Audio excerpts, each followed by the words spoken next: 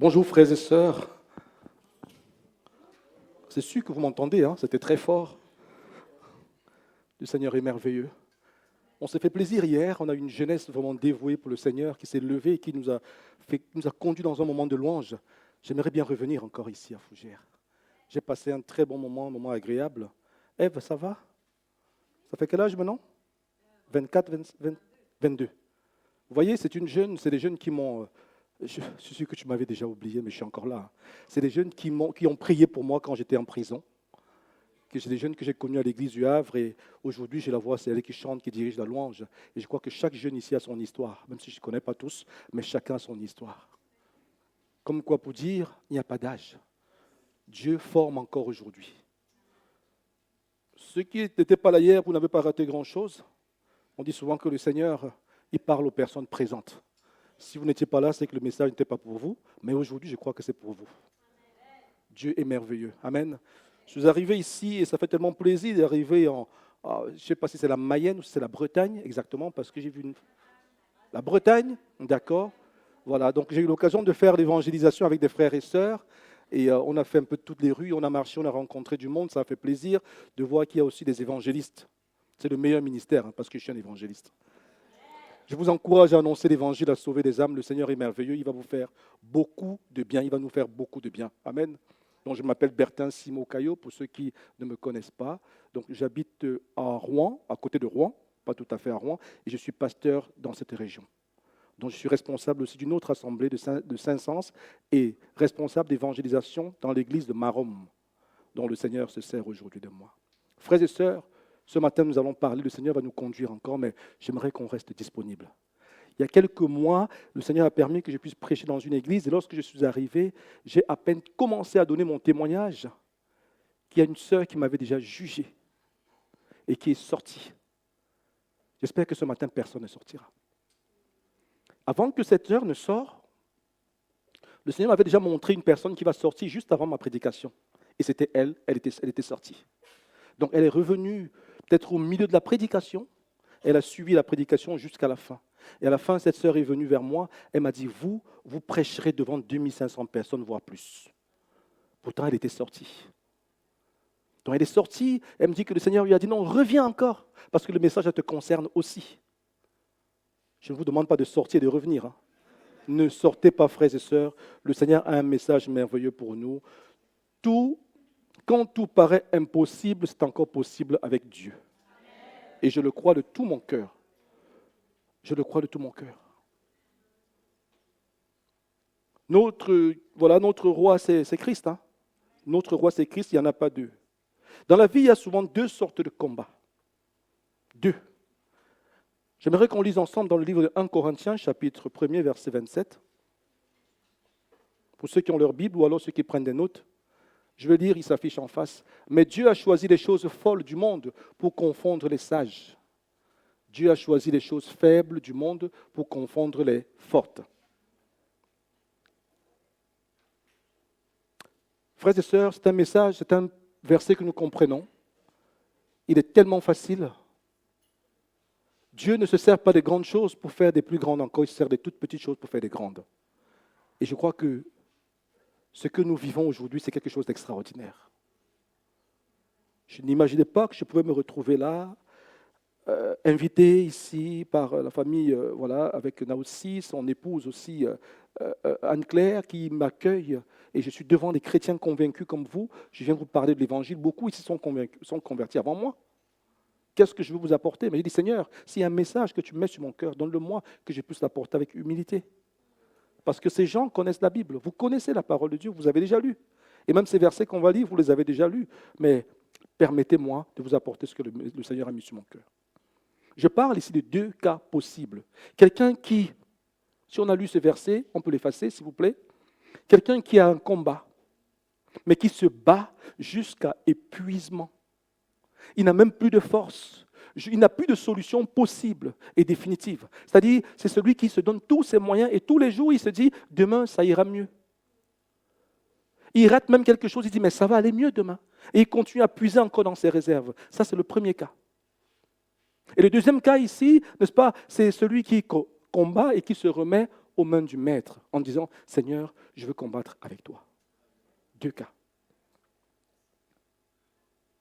Celui qui a une couverture spirituelle, celui qui a un manteau spirituel sur lequel il s'appuie. Je ne sais pas quel est ton cas ce matin, mais ce matin, je veux parler à quelqu'un personnellement. Et avant de parler, je veux introduire ce moment en lisant 2 passages dans la Bible, dont le premier va se trouver dans le livre de la Genèse, chapitre 1er, versets 1 à 5. C'est un verset que beaucoup connaissent déjà. Et je lirai aussi dans Genèse chapitre 32, versets 24 à 28. Je lirai tout doucement, avec mon accent. Si vous avez du mal, dites-moi de parler moins vite, et je parlerai moins vite. Je lis pour nous au nom de Jésus, Genèse chapitre 1er, versets 1 à 5. Au commencement, Dieu créa les cieux et la terre. La terre était informe et vide. Il y avait des ténèbres à la surface de l'abîme et l'Esprit de Dieu se mouvait au-dessus des eaux. Dieu dit que la lumière soit et la lumière fut. Dieu dit que la lumière soit et la lumière fut. On va lire. Dieu vit que la lumière était bonne et Dieu sépara la lumière d'avec les ténèbres. Dieu appela la lumière jour et il appela les ténèbres nuit. Ainsi, il y eut un soir, il y eut un matin. Ce fut le premier jour. On va lire le 2e passage. Genèse 32, versets 24 à 28. Jacob demeura seul, alors un homme lutta avec lui jusqu'au lever de l'aurore. Voyant qu'il ne pouvait le vaincre, cet homme le frappa, et l'emboîture de la hanche de Jacob se démit pendant qu'il luttait avec lui. Il dit, laisse-moi aller, car l'aurore se lève. Et Jacob répondit, je ne te laisserai point aller, que tu ne m'aies béni. Il lui dit, quel est ton nom? Et il répondit, Jacob. Il dit encore, ton nom ne sera plus Jacob, mais tu seras appelé Israël, car tu as lutté avec Dieu et avec des hommes, et tu as été vainqueur. Est-ce qu'on peut dire ensemble Amen? C'est pour dire que la parole de Dieu, c'est la parole de Dieu. Ça veut dire Amen, nous sommes d'accord. On est ici, bien-aimés, la désolation. La désolation n'aura point de dernier mot. On est ici, là, il s'agit ici, là, du chaos. La désolation, c'est lorsque tout va mal. Il n'y a pas de recours possible. Rien ne se passe comme on veut qu'il se passe. Le chaos, c'est l'état primitif ou le désordre. Rien ne va comme dans le sens où nous, on voulait vraiment que ça marche. Et on ne peut pas contrôler, on ne peut rien faire pour changer les choses. Et au travers de ces lectures, frères et sœurs, nous allons examiner, n'est-ce pas, 3 principaux phénomènes que l'histoire de la Bible nous révèle. Et je vais le détailler de la manière la plus explicite possible. C'est explicite, on dit. Hein? Le contraire, c'est quoi? Implicite, c'est ça? Explicite possible. Vous allez m'aider, hein? On est ensemble? Comme le pasteur, il dit souvent, le pasteur Wilson, on est ensemble? Si on est ensemble, c'est très bien. Alors le Seigneur va nous conduire dans ce moment, frères et sœurs, tout au long de la création. Il s'agit ici du commencement, le début, l'origine, ou même la genèse, si vous voulez.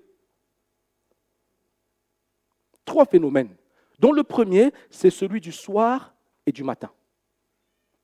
Le deuxième phénomène ici, là, sera celui de la création ex nihilo. Donc c'est X, hein, si vous voulez, c'est ex nihilo. Les Anglais disent ex pour dire X. Hein. Donc c'est la création ex nihilo, à partir du latin, qui veut dire rien, sans matériaux possibles. À partir de rien, on fait quelque chose. Et le troisième phénomène qui sera celui de l'informe et du vide. La plupart de ceux qui ont cheminé avec Dieu sont passés tous par un de ces phénomènes. Et chacun va se retrouver ce matin. Chacun va pouvoir savoir dans quelle situation il se trouve, dans quelle situation il marche. Parce qu'il y en a pour chacun de nous, même moi qui vous parle. Reposons-nous d'abord sur les patriarches de la Bible, l'onction patriarcale, donc, n'est-ce pas, ceux sur qui reposait cette onction. Il s'agit ici, n'est-ce pas, de Abraham, Isaac et Jacob. Le pasteur Wilson, il aime bien l'Ancienne Alliance. Il aime bien, même quand il venait à l'Institut de théologie biblique et qu'il venait prêcher, la plupart du temps, il nous parlait beaucoup de l'Ancienne Alliance pour venir à Jésus-Christ. Mais quand j'ai prié dans la présence du Seigneur, il m'a dit, tu vas parler encore de ce passage à mon peuple. Et nous sommes le peuple de Dieu. Vous êtes le peuple de Dieu. Le phénomène du soir et du matin. On connaît Abraham. Abraham, le père de la foi. Les Anglais ou les Américains disent « El father of the faith ». Les Espagnols parfois disent « El padre de la fe », le père de la foi, Abraham. Abraham qui a vécu une centaine d'années, mais qui n'a pas toujours été correct, qui n'a pas toujours une vie propre, mais pourtant le père de la foi. Comment ça se fait? Est-ce que c'est une injustice? Abraham, il a adoré des dieux étrangers. Et quand je parle des dieux étrangers, c'est des petits dieux, puisque c'est un petit dé. Vous verrez dans la Bible que lorsqu'on parle souvent des dieux étrangers, merci, merci ma chérie. Je ne dis pas seulement chérie parce que vous êtes là, même à la maison, je dis chérie. Que le Seigneur soit béni. Le père de la foi. Abraham, lorsqu'il était pris dans une situation embarrassante, qu'est-ce qu'il faisait? Ce n'est pas Dieu qui consultait en premier. Il consultait des hommes, des marabouts, des faux conseils. Il y a souvent des amis que vous allez consulter, ils vont vous dire « ça va aller ». Ça vous est déjà arrivé? Ça va aller. Mais parfois, ces amis ne prient pas toujours pour vous. On a souvent tendance à dire « ça va aller » parce qu'on n'est pas à la place de l'autre. Qu'est-ce qui va aller? Ça ne peut pas aller tout seul. Et comme j'ai un caractère aussi parfois, on dit que les Bretons sont dus de caractère. C'est vrai ça? Voilà. Mais je sais que même quand on est dû de caractère, je vois les chrétiens, vous êtes des chrétiens. Les Bretons, malgré le caractère qu'ils ont, ils acceptent quand même le Seigneur Jésus comme leur Dieu. Donc on se soumet quand même à la parole de Dieu. Ça veut dire que dans les Bretons, il y a Bretons et Bretons. Il y a les Bretons chrétiens, il y a les Bretons non chrétiens. Donc je fais cette distinction. Est-ce qu'il y a des Bretons ici? Ah oui, il y en a beaucoup. Il y a des Parisiens? Waouh! Gloire à Dieu, il y a des Parisiens, des Bretonnes et tout ça. Ah, c'est super. Je ne vais pas demander des nordistes, parce que moi je suis du nord, même ça ne se voit pas trop, mais je suis du nord. Est-ce qu'il y a aussi des personnes qui viennent de l'étranger, du Congo, d'Afrique? Gloire à Dieu, du Cameroun, des îles, Guadeloupe, amen, amen. Les îles, la Martinique et tout ça, c'est amen, que le Seigneur soit béni. Vous voyez, on est une assemblée, je ne veux pas dire du Burkina, parce que si je dis du... Oh, vous voyez, il y a aussi, regardez, vous voyez, que Dieu te bénisse mon frère. Donc c'est une assemblée où on est ensemble. On est tous ensemble. Tout à l'heure, quand le pasteur Wilson il disait, mais c'est d'un commun accord. C'est parce que nous sommes tous assemblés autour de la personne de Jésus que le Seigneur est là. Hein. Il y a la notion de la symphonie. Vous avez vu les musiciens, pendant qu'un avait la guitare, l'autre avait la guitare basse, l'autre avait le piano. Il y a la notion de la symphonie, c'est l'accord, c'est ensemble. C'est ça qui donne le son qu'on écoute là. Parce qu'ils travaillent tous ensemble, ils se regardent dans les yeux, et les sœurs sont là, elles chantent, elle a un œil là-bas, un œil là-bas, donc c'est ensemble. Donc si ce matin aussi on est ensemble pour saisir ce message, Dieu va parler à nos cœurs. Je parlais ici d'Abraham, qui n'a pas toujours été un homme parfait. Et en faisant une étude minutieuse de la Bible, frères et sœurs, nous verrons ici même que le grand patriarche de la Bible, appelé le héros de la foi, qui est bien Abraham, vous verrez que sa vie a été chaotique. La vie d'Abraham. Et il nous dit ici qu'il y a eu un soir et un matin. Mais le côté chaotique, c'était le côté soir de la vie d'Abraham. Parce qu'après aussi, il y a eu aussi un matin. Nous, en tant que chrétiens, frères et sœurs, ce phénomène montre ici qu'on expérimente d'abord le côté difficile des choses, donc le côté mauvais des choses, et après on expérimente le bon côté des choses. C'est pourquoi il est question de un soir et un matin. Vous allez voir que dans certaines Bibles, lorsqu'on parle parfois de la traduction des ténèbres, les ténèbres, c'est pour dire la nuit.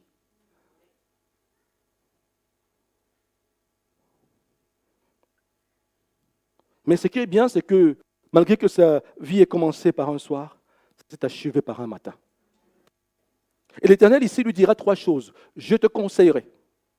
Ça veut dire que par ma parole, la Bible, les écrits qui avaient la Torah, par ma parole, je te parlerai. Je serai avec toi pour te guider par ma parole. C'est ça, je veux te conseiller par les Écritures. C'est ce que l'Éternel dit à Abraham, je te conseille. pas seulement dit je te conseillerai, mais il lui a aussi dit je te suivrai. Mais parfois, nous, on veut être conseillé, mais on ne veut pas être suivi. Suivre, ça veut dire si tu fais un faux pas, je suis derrière toi pour te dire attention, là, tu glisses. Attention, tu vas glisser. Tu risques de tomber. C'est ça, suivre. Et on doit accepter aussi d'être suivi. Et non pas être rebelle.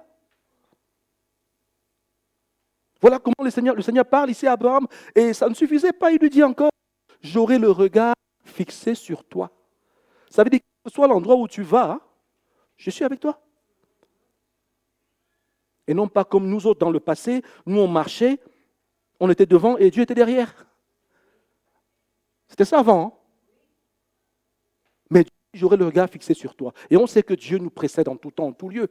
S'il a le regard sur toi, j'ai envie de dire même qu'il a le regard devant toi. Donc il sait déjà où tu vas aller. Tout ce qu'il veut, c'est que tu marches selon ce qu'il te dit. L'Éternel n'a pas dit ça qu'à Abraham, puisqu'on peut voir aussi qu'il a dit à David dans le 32:8. Vous qui lisez beaucoup votre Bible et qui vous avez souvent des crayons, vous avez souligné, au moins une personne a souligné ce verset, le psaume 32, verset 8. Il disait ici aussi, il disait, je t'instruirai et te montrerai la voie que tu dois suivre. Je te conseillerai, j'aurai le regard sur toi. Voilà ce qu'il a dit à David. Voilà ce que l'Éternel dit à quelqu'un ce matin. Est-ce que tu veux laisser le Seigneur avoir le regard sur toi? Mais pour laisser le Seigneur avoir le regard sur nous, on doit éviter toute forme de cachotterie.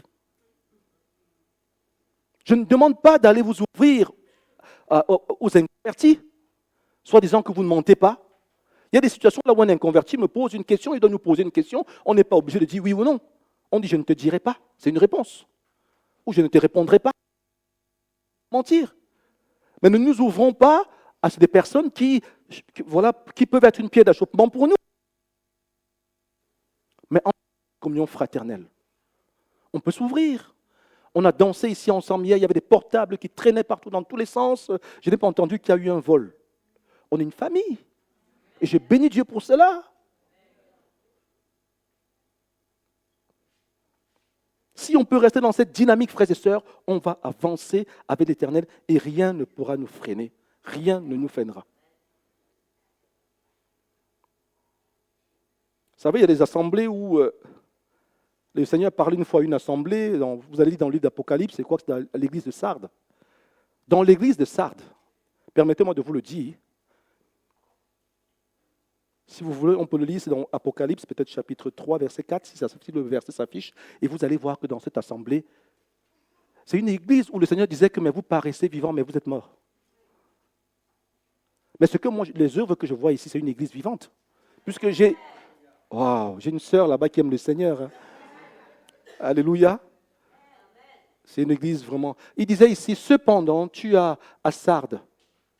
Avant de lire même ce verset, je vais vous expliquer un petit peu au début et on verra ça. En fait, dans l'église là, de Sardes, il y avait des personnes qui paraissaient comme vivants, mais l'église était morte.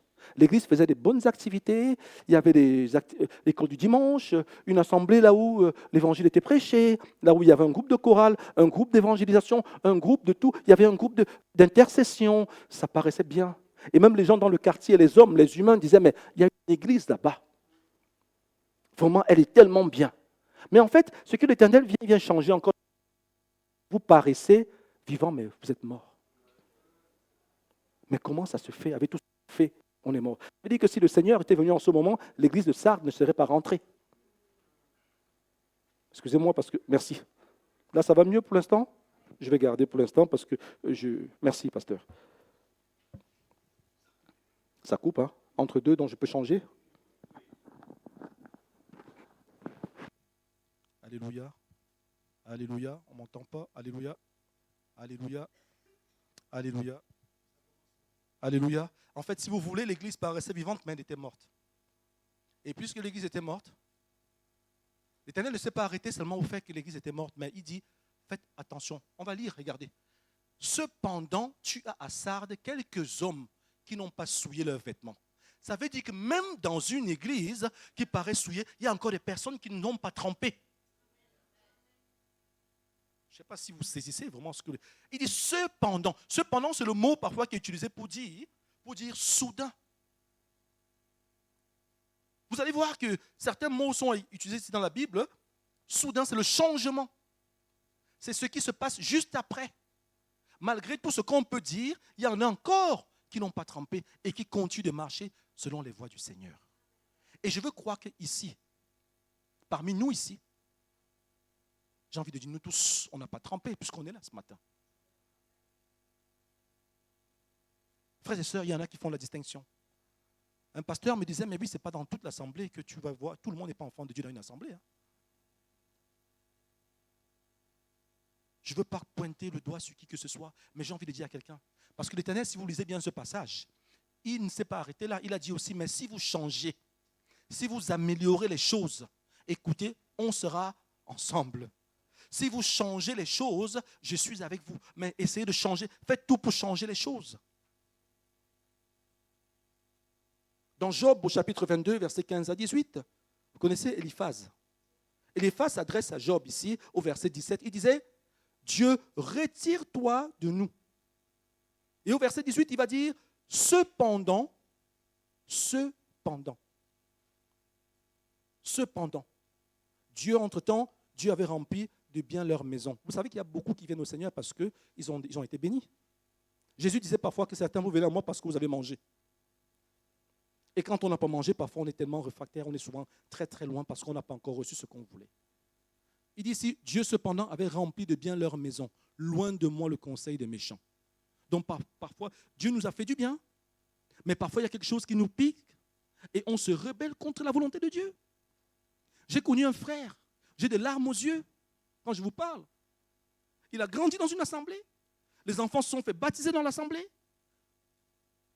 il a confessé Jésus, et un jour, je ne sais pas de quel pied il s'est levé, il a dit à toute sa famille, venez, on y va, l'Esprit de Dieu n'est plus ici.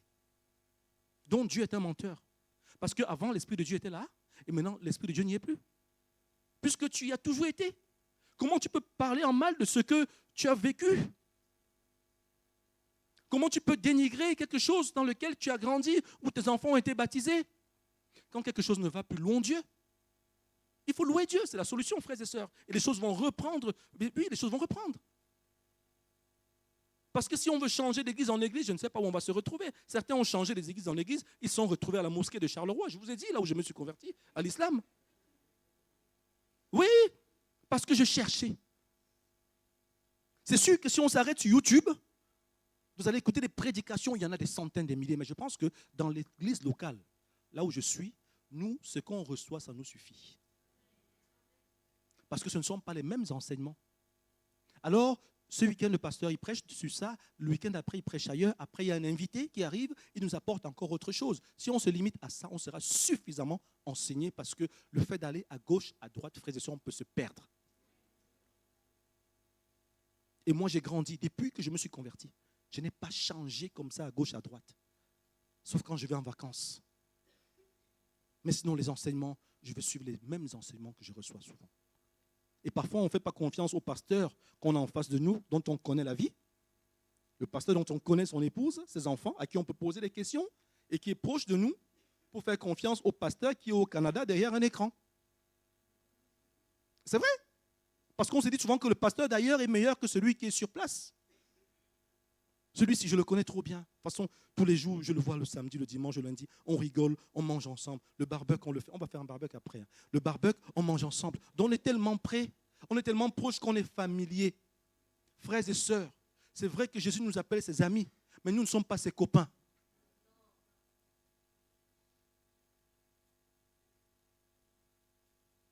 Ce n'est pas parce que je prêche dimanche après dimanche que je veux monter sur les strates avec une assurance comme pas possible.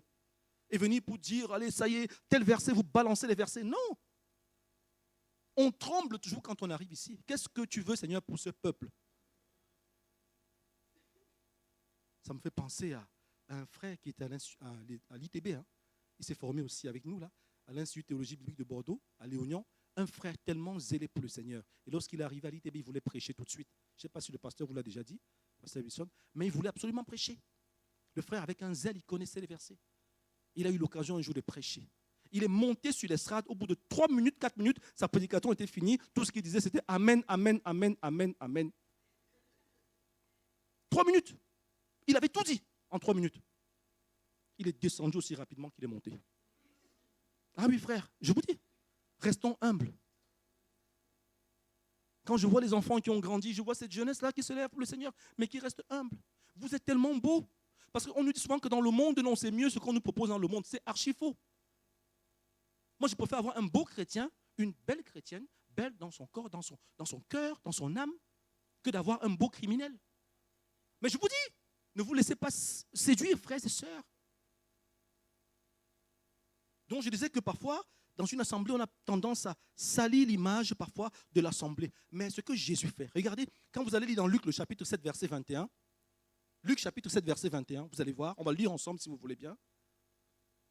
Tout ce qu'on peut parler en mal sur Jésus, tout ce qu'on peut dire en mal sur une église, attention, Jésus continue d'agir, ça ne freine pas l'œuvre de Dieu. Au contraire, même, plus on parle en mal, plus l'œuvre se développe et ne fait que grandir. Ah oui, même d'un frère. Moi, je ne rentre pas dans les compromissions. Celui qui vient me dire un jour, il vient me parler en mal. Peut-être il arrive, il me dit, rappelle-moi ton prénom. Adeline. Quelqu'un vient me dire, mais écoute, la sœur Adeline, mais écoute, parfois elle chante fort. Et parfois, dans les oreilles, ça sonne. Ou alors quelqu'un vient me dire, mais la sœur Adeline, elle a fait ceci. Vous croyez que je vais répondre à la personne pour dire, écoute, c'est vrai qu'elle est comme ça, elle est comme ça. Non, je ne rentre pas dans ce genre de choses. Je dis, est-ce que tu as dit à la sœur? Et si tu n'as pas dit à la sœur, parce que moi, je n'ai pas peur. Je n'ai peur de personne. Je vous dis, je rentre à la mosquée avec la Bible. Hein. Je dis, Jésus vous aime, hein, donc je n'ai peur de personne. De toute façon, si je meurs aujourd'hui, je vais au ciel. Donc, je vais appeler, merci Jésus pour ce que Jésus fait. Écoutez, frère, donc je vais appeler Adeline, je vais appeler la personne qui a parlé. Je vais appeler Adeline, je vais dire, écoute, Adeline, voilà ce que la personne m'a dit. Et je vais dire devant toi. Et on finira avec tout ça. Excuse-toi et puis on passe dessus. Si tu ne t'excuses pas, on saura que tu es une mauvaise bouche. Et c'est comme ça que dans une assemblée, il y a deux qui se mettent à 2 contre 3. On va parler en mal de telle personne, 2 contre 4. Et l'église, après, parfois, il y a comme des divisions. On n'est pas l'église de Sardes.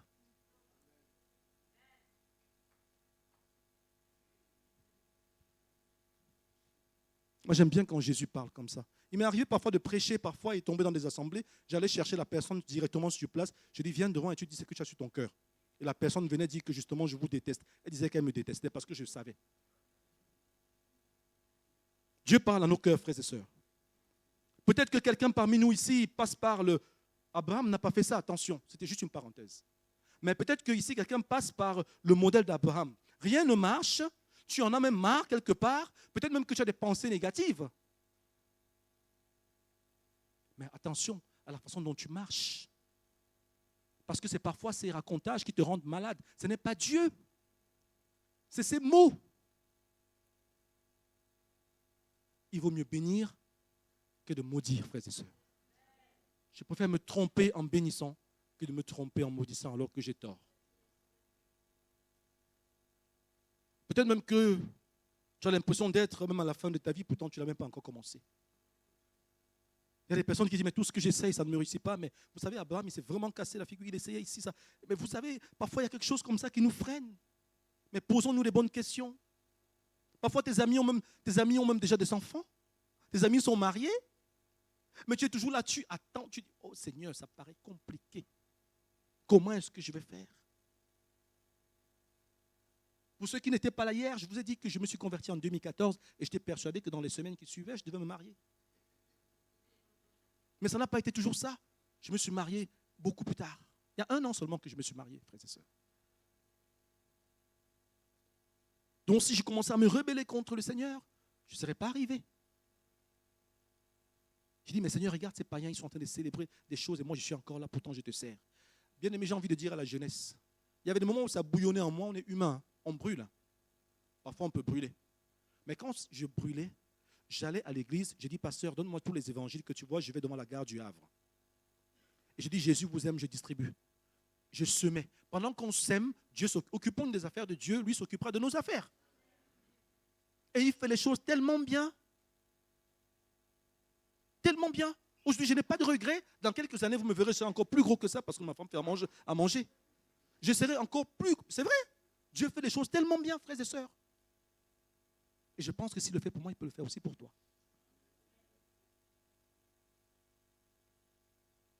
Et c'est l'ennemi qui attend toujours pendant qu'on n'est pas bien pour chuchoter, drogue-toi, fais ceci, fais cela. reste un petit peu en bas. De toute façon, Dieu ne t'aime pas. Regarde dans votre église, là, c'est que des criminels. Mais c'est archi faux, frères et sœurs. Dieu peut te faire passer par le modèle d'Abraham, celui du soir et du matin, hein, parce qu'il veut que le jour où tu découvres les choses, que tu saches apprécier. Quand tu n'as pas connu ces choses, le jour où on te donne quelque chose, parfois tu n'apprécies pas à sa juste valeur. Tu regardes comme ça simplement. J'encourage beaucoup cette jeunesse, même des moins jeunes parmi nous, parce que Dieu nous enseigne dans tous les domaines. Et je bénis Dieu pour cela. J'ai envie de dire ce matin que le matin se lève dans ta vie. Que le matin se lève dans tes affaires. Tu vas prospérer à tous égards. C'est terminé le soir. Si tu traversais une période difficile, le soir s'arrête ce matin. Que le matin se lève dans tes études. Toi qui me regardes, dans ta vie maritale, que le matin se lève aussi. Parce que même dans un couple, ce n'est pas toujours évident, mais le matin va finir par se lever. Parce que trop, c'est trop. Dans le calendrier de Dieu, il n'y a pas de janvier, de février, de mars, avril. Le soir et le matin. Frères et sœurs, il y a eu un soir et il y a eu aussi un matin. Ce matin, je vais déclarer que le matin va se lever dans nos vies. Alléluia.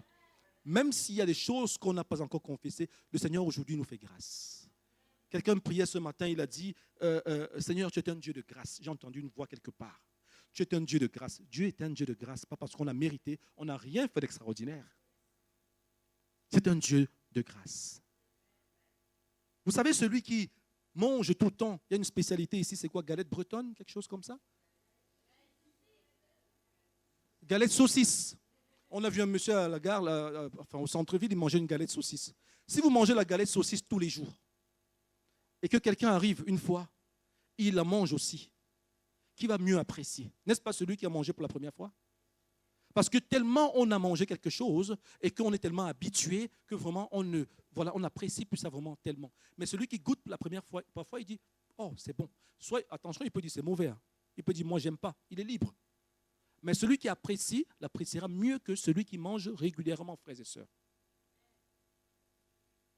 Voilà pourquoi j'ai envie de dire que seule la femme qui a connu l'enfantement peut réellement apprécier le fruit de ses entrailles. Si tu n'as pas fait ça, tu ne peux pas. Tu ne sais pas. Tu ne l'as pas expérimenté. Mais celle-là, elle peut le faire. Donc celui qui a eu la vie, le modèle d'Abraham, quand la lumière se lèvera ce matin, comme elle s'est déjà levée dans ta vie ce matin au nom de Jésus, tu vas apprécier. Et tu vas dire, Seigneur, c'est une grâce de m'habiller très très bien et venir au culte le dimanche matin. Je suis arrivé ce matin, mais bon, je ne dis pas qu'hier vous n'étiez pas bien habillé, hein, vous étiez aussi très bien vêtu hier. Mais ce matin, vous êtes encore très bien vêtu. Parce que je suis arrivé, il y a des visages qu'il fallait que je regarde bien pour dire, mais on s'est vu hier. Et ce n'est pas une honte. Les Martiniquais, les Antillais, ils ont tout compris. Hein. Vous savez qu'aux Antilles, là, ça ne rigole pas. Hein. Nous, parfois, ici, on a tendance à s'amuser avec les vêtements. Mais là-bas, le dimanche, attention, quand il va adorer, frères et sœurs, autrefois, quand on était dans le monde, on achetait des chaussures à 300, 400 euros pour aller danser. C'est pas vrai? On achetait des chaussures chères. Mais pourquoi aujourd'hui, on ne peut plus les mettre pour le Seigneur, pour aller adorer Dieu? Dans la communion fraternelle, pourquoi on ne peut plus le faire? Pourquoi on ne peut plus se parfumer correctement? Après, on s'est dit, non, tel garçon ne m'a même pas dit bonjour à l'église. Mais comment tu veux si tu ne te mets pas sur ton 31? Ou telle fille ne m'a pas salué. Moi, je n'encourage pas le célibat, je suis pour le mariage. Je prie que les couples se rencontrent. Alléluia. Oui, mais c'est dans le service, frères et sœurs, c'est dans le service. C'est dans le service, frères et sœurs.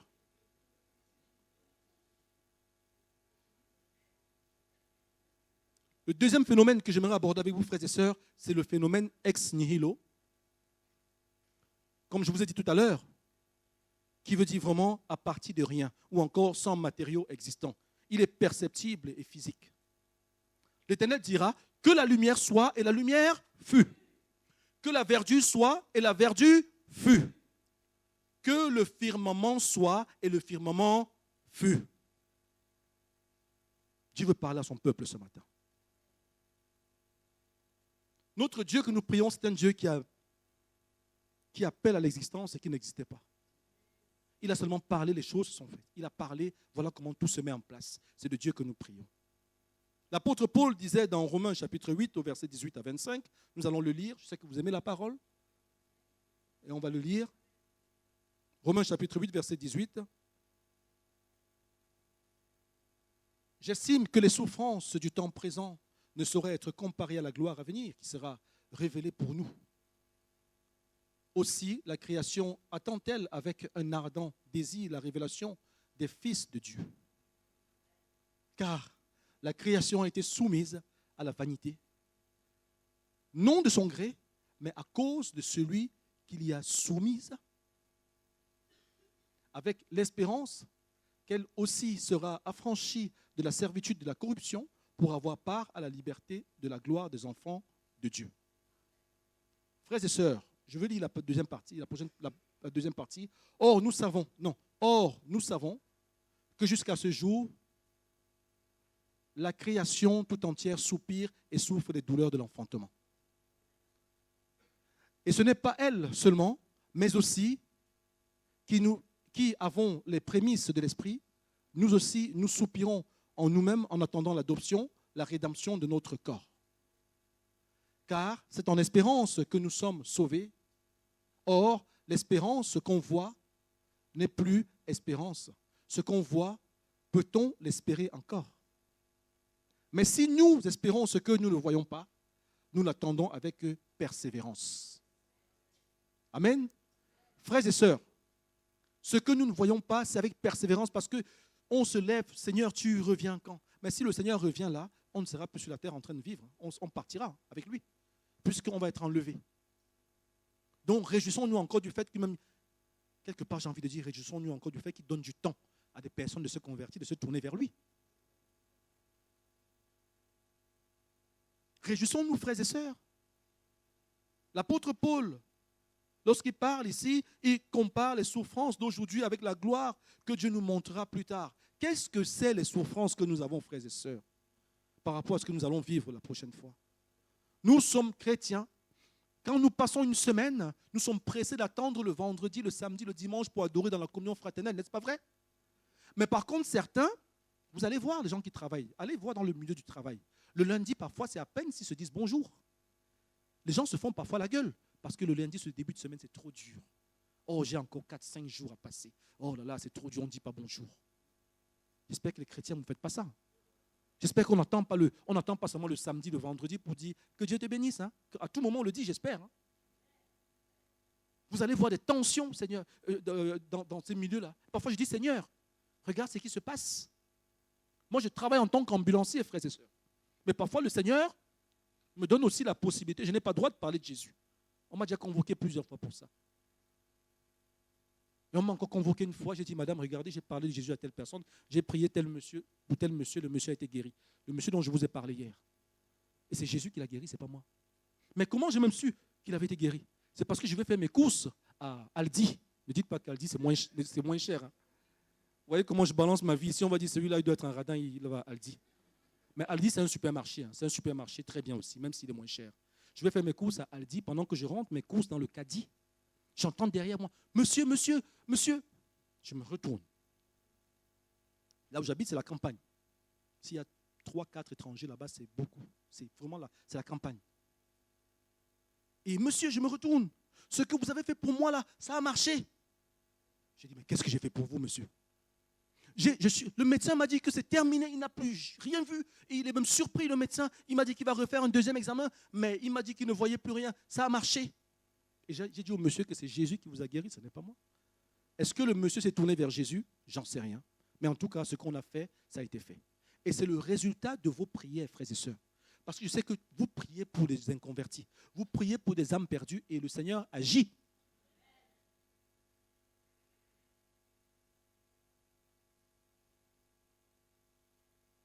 Frères et sœurs, je voudrais parler du phénomène. C'est le phénomène dont on parle maintenant là, ex nihilo. Ça, c'est le phénomène d'Isaac. Ça, c'est celui dans lequel on ne fournit pas d'efforts. Le phénomène d'Isaac ne ressemble pas à celui d'Abraham. Ici, pour atteindre le succès, il n'y a pas d'effort à faire. Regardez la vie d'Isaac, ça n'a rien à voir avec la vie d'Abraham. Et il y a des gens comme ça. Le simple effort qu'Isaac a fait, c'était d'attendre. Dieu dit à quelqu'un ce matin, attends. Attends. Quel que soit ce que tu demandes, attends. Attends-toi au Seigneur simplement. Et le phénomène ici, vraiment, c'est encore différent de celui de Jacob que nous allons voir après. Parce que Abraham, lui, a fait la promesse. L'Éternel a fait la promesse à Abraham, il avait 75 ans. Et ce n'est que 25 ans après que la promesse se réalise. 25 ans. Nous, parfois, on dit non, j'ai déjà tel âge, c'est trop long, Seigneur, c'est trop long, on se rébelle. Et donc, il a eu la naissance d'Isaac, et c'est à 90 ans que Sarah a enfanté. 90 ans. Quand Abraham avait 90 ans, bien sûr. Le phénomène ex nihilo est celui par lequel Dieu crée tout à partir de rien. Tous les phénomènes biologiques ont été confondus par ce phénomène. Tous ont été confondus.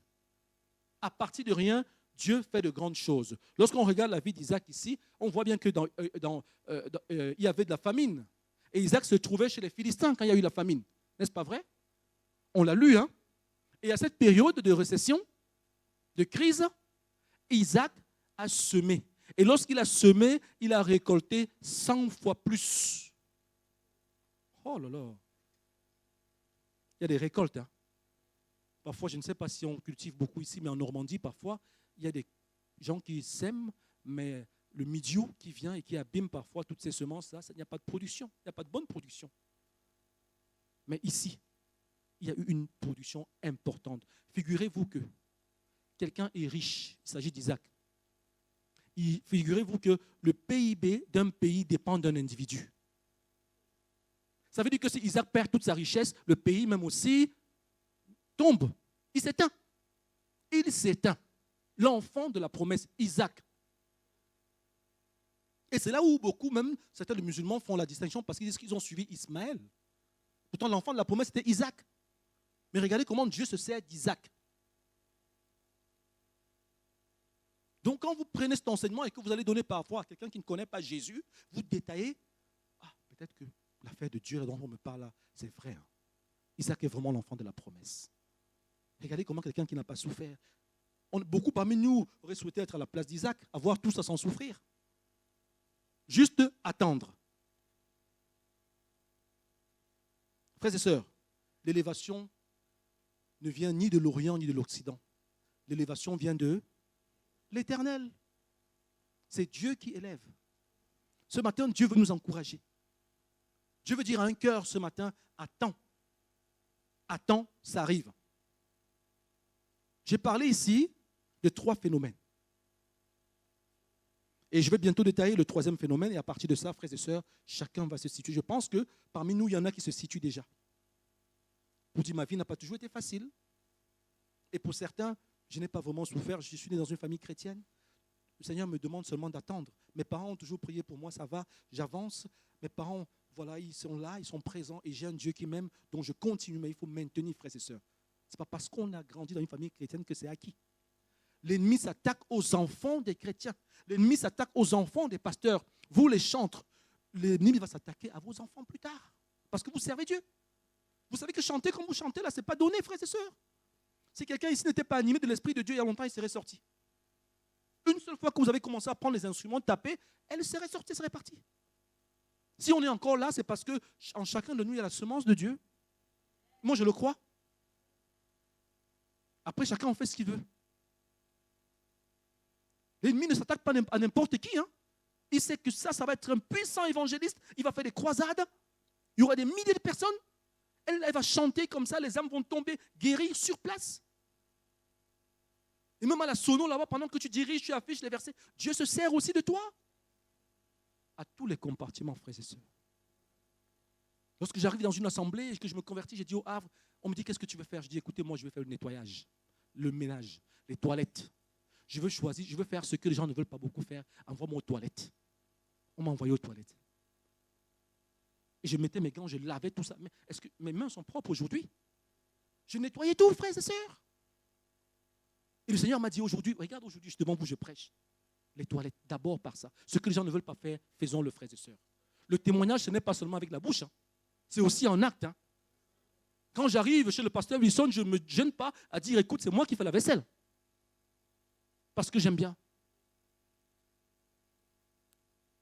Au début, quand j'ai connu mon épouse, elle dit, mais oui, mais laisse ça, il y a des gens. Mais non, chérie, je suis toujours comme ça, je ne veux pas changer parce qu'on s'est mariés. Il y a des choses que je dois faire, laisse-moi faire. Et j'allais, puis je faisais. Qu'est-ce que ça a enlevé sur moi, frères et sœurs? C'est le témoignage. Et quand tu pars comme ça, les inconvertis disent, mais on a organisé quelque chose, on a invité quelqu'un, il est arrivé, il a tout fait ce que nous ne voulons pas faire. Témoignage.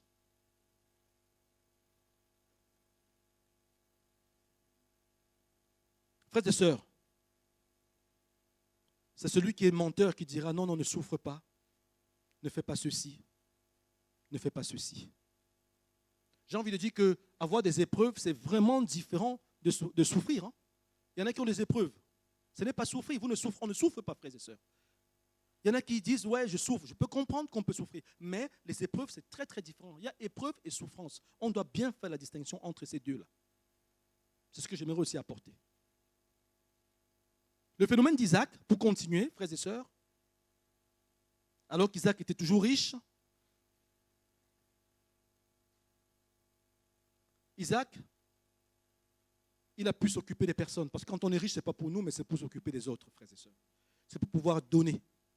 Et j'ai appris beaucoup de choses. C'est que le Seigneur m'a dit, Bertin, voilà, tu travailles ta dîme. Dès que tu as ta dîme, par exemple, les 10% dont la Bible nous demande de faire, fais directement le virement sur le compte de l'église. Ce n'est pas pour un pasteur, c'est pour l'église.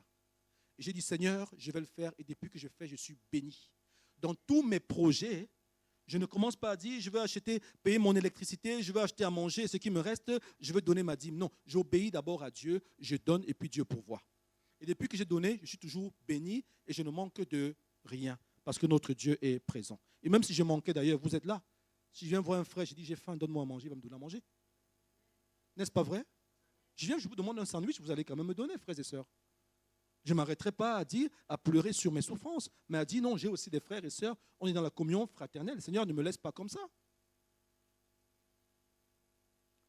Frères et sœurs, le phénomène de l'informe et du vide.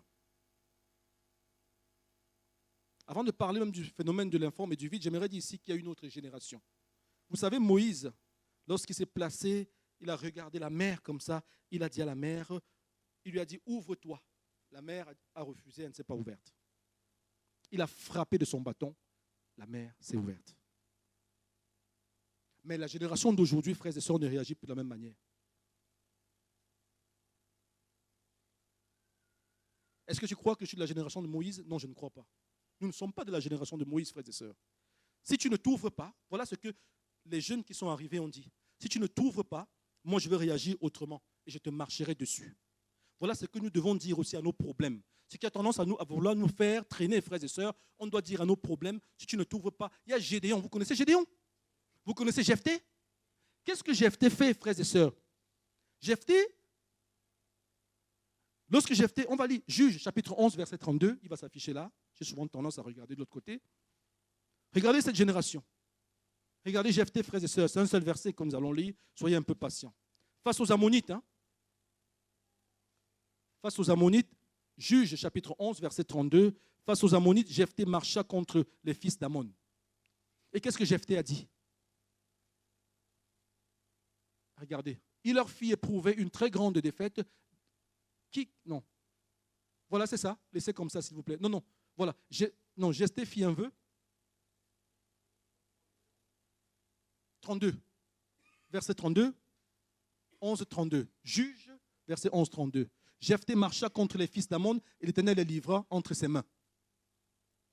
On va lire la suite.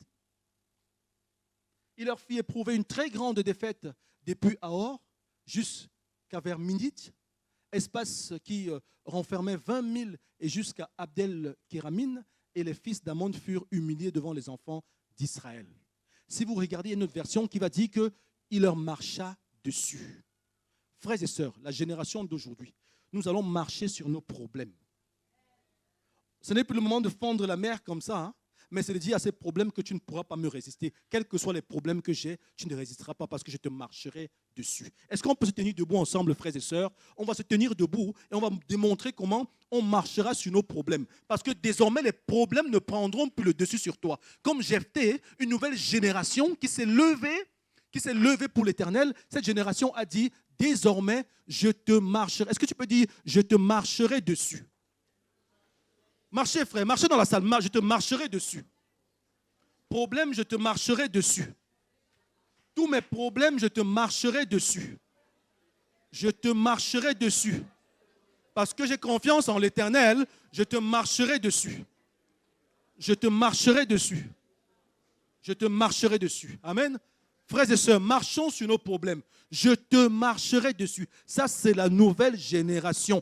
Ah, ton problème va partir. Parce que je te marche dessus. Tu es plus petit que mon Dieu. Tu es insignifiant.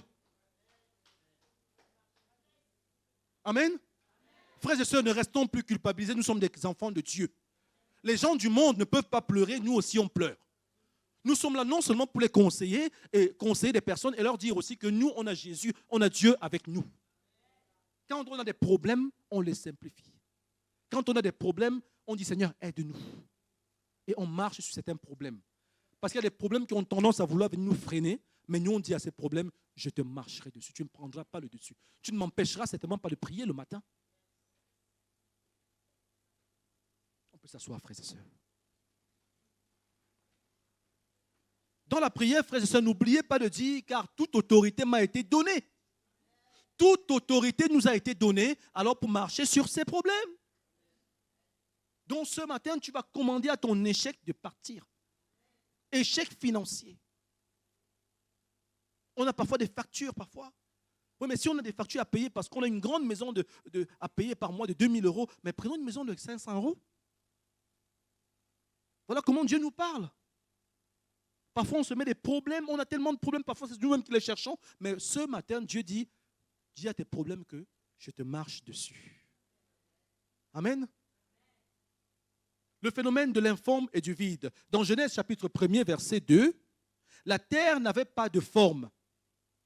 Exactement comme un homme à l'origine, n'est-ce pas? C'était de la poussière. Dieu nous a formé de la poussière. À la base, il était de la poussière et de la poussière, il a une forme. À partir de la poussière, Dieu fait de lui une forme. De même, l'homme n'avait pas de souffle. Mais Dieu a soufflé. Quand il souffle comme ça dans les narines, voilà le souffle qui donne la vie. On devient un homme. À partir de rien. Il a soufflé. C'est un phénomène qui est tellement confus. Le phénomène de Jacob. On a vu Abraham, on a vu Isaac, et maintenant on voit Jacob. Chacun va pouvoir se situer, frères et sœurs. Il y a des personnes, il ne faut même pas les approcher pour leur dire bonjour. Parce que le moindre bonjour que vous dites, parfois, c'est mal pris. Mais j'ai envie de dire à un chrétien, ne te sens pas blessé. Parfois, on te répond mal pour voir un peu ton état. C'est aussi des tests. Hein. On peut voir un petit peu si tu es orgueilleux ou pas. Et on te répond mal et tu prends mal au premier degré. Non, ne faites pas ça. Parfois, vous parlez à quelqu'un, la personne de vous bénit, vous maudit simplement. Parfois, c'est des personnes qui ont le cœur blessé et de l'empathie et prier pour elle. Ce qu'il faut se dire, c'est que je crois qu'elle est peut-être blessée et prier pour elle. Genèse chapitre 32, verset 24. Jacob demeura seul. Alors un homme lutta avec lui jusqu'au lever de l'aurore. Il est dit que, voyant qu'il ne pouvait le vaincre, cet homme le frappa à l'embouchure de la hanche, et Jacob se démit pendant qu'il luttait avec lui. Il dit, laisse-moi aller, car l'aurore se lève. Et Jacob répondit, je ne te laisserai point aller, car tu ne m'es béni. Il lui dit, quel est ton nom? Et il répondit, Jacob. Frères et sœurs, il dit encore, ton nom ne sera plus Jacob, mais tu seras appelé Israël. Car tu as lutté avec eux, et avec des hommes, tu as lutté avec Dieu. Je vais bientôt terminer, frères et sœurs. On ne va pas rester longtemps. Donnez-moi encore 2 minutes pour conclure mon message.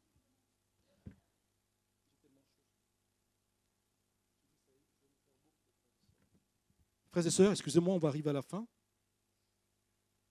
Le message que nous venons de lire ici, là, Jacob, il a compris qu'il était appelé à conduire une multitude. Il fallait que Jacob se retire. Ce n'est pas l'Éternel qui a pris Jacob. Jacob, à un moment donné, s'est retiré lui-même. Il est allé dans un endroit calme. Il s'est préparé parce qu'il savait la mission qu'il avait à faire. Il y a un verset, le psaume 91, que vous connaissez très bien, là où il est écrit « Celui qui demeure sous l'abri repose à l'ombre du... » Voilà. Celui qui demeure sous l'abri du Très-Haut repose à l'ombre du Tout-Puissant. C'est un verset qu'on connaît très bien. Jacob a dû se dire, mais mon père, écoutez, mon père, c'est le père de la foi. J'ai Rachel, j'ai Léa, j'ai Zilpa, j'ai pour femme. Mais avec tout ce que j'ai là, je ne suis toujours pas heureux. Qu'est-ce qui se passe? Il a dû se poser cette question. Il a dit, non, là, je veux me retirer. Et Jacob s'est retiré. Lorsqu'il est parti, il s'est mis dans un coin tout seul. Jacob a réfléchi. Il a passé des moments de prière. La prière est très importante. Parfois, on semble avoir tout devant nous, mais, frères et sœurs, on a parfois tendance à s'appuyer sur la facilité qu'on a. Allons encore prier. Parfois, ce qu'on a là, ça ne suffit pas, mais prions.